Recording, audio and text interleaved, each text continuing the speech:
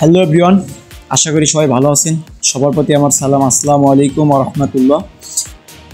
আজকের আমাদের দোকানের যে ভিডিও তা ছিল এইটা হলো আমাদের এফজেড ভার্সন 2 বাইকটিতে আমরা মূলত যে কাজটি করতেছি সেই কাজটি আপনাদের দেখানোর চেষ্টা করতেছি। আর এই কাজটির মেন উদ্দেশ্য হলো যে আমরা যে কাজটি করতেছি তার মেইন কারণ হচ্ছে আমরা এফজেড ভার্সন 2 বাইকটির মূলত আমরা পিছনের যে হাইড্রোলিক ডিস্ক আছে সেই ডিস্কটি চেঞ্জ করব। আর এই ডিস্কটি চেঞ্জ করার আর কিভাবে করতে হয়, কেমনে করতে হয়, এই বিষয় নিয়ে আজকে কথাবার্তা বলার জন্য আজকের এই ভিডিও।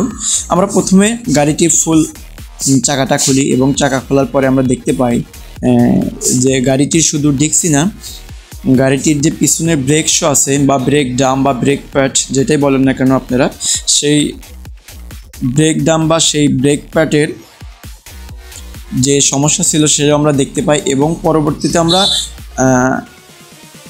ডিস্কের সঙ্গে সঙ্গে আমরা কিন্তু হাইড্রোলিক ব্রেক শো চেঞ্জ করার জন্য অনেকটাই পদক্ষেপ নিই। এবং পদক্ষেপ বলতে এমনটাই যে আমরা কাস্টমারকে বলি ভাই যে আপনার ডিস্কের পাশাপাশি কিন্তু আপনার ব্রেক শোটাও চেঞ্জ হয়েছে। আর মূলত এই ডিস্কটি নষ্ট হওয়ার বা ডিস্কটি ক্ষয় হওয়ার পিছনের মূল কারণই ছিল আপনার ব্রেক শো। আপনি ঠিকঠাক সময় কিন্তু ব্রেক শোটা চেঞ্জ করেন নাই বিধায় আপনার বাইকটির মোটামুটি ডিস্ক নষ্ট হয়েছে। আমরা কাস্টমারকে বলি যে সবসময় আপনি বাইকে যখনই যেই পার্টসটা লাগাবেন অবশ্যই চেষ্টা করবেন তা যেন একদম পিওর অরিজিনাল হয়। এমনকি শোরুম কন্ডিশন বা শোরুম থেকে আমরা বেশিরভাগ সময় পার্টস নিয়ে এসে আমরা অরিজিনাল লাগাইয়া দিই।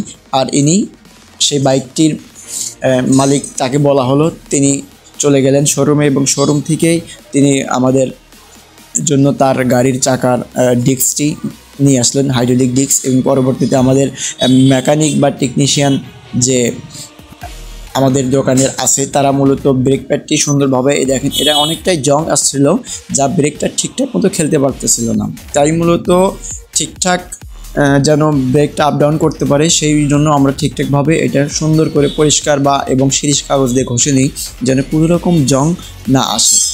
আর ব্রেকের অবস্থাও কিন্তু ভালো না। আমি আপনাদেরকে আগে দেখানোর চেষ্টা করতেছিলাম, কিন্তু আমার ভিডিও করাটার মেন উদ্দেশ্যই ছিল যে যাদের বাইকে এই ধরনের সমস্যা, যাদের ডিস্ক অল্প সময়ই নষ্ট হয় এবং ডিস্ক কী কারণে নষ্ট হয়, কেমন ব্রেক প্যাড লাগাতে হবে এবং লোকাল ব্রেক প্যাড লাগালে তো ব্রেক হয়, বাট ব্রেক হওয়াটা ওই রকম কোনো মেজর না।